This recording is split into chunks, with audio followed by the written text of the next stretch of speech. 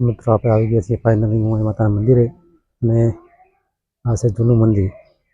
દર્શન પણ કરી લો. જય મોમાઈમાં.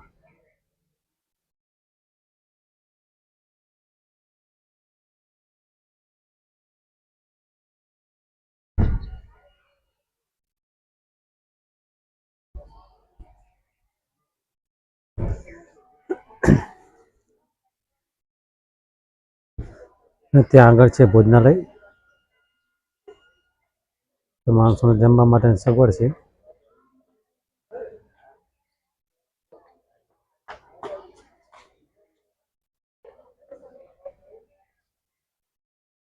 મંદિરનું કામકાજ ચાલુ જ છે. હજી આટલે આવ્યું છે.